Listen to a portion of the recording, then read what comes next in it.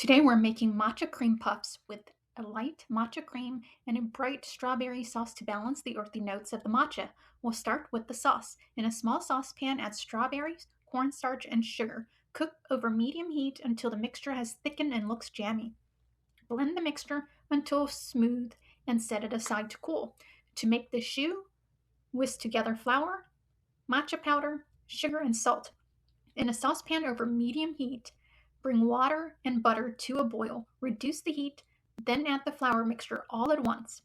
Stir with a wooden spoon until a ball forms. Transfer the mixture into a bowl and let it cool for about 8 to 10 minutes. Then beat in 4 eggs one at a time, making sure to scrape the bowl in between each addition and beat for a minute or so after the last egg. The mixture should be smooth and glossy.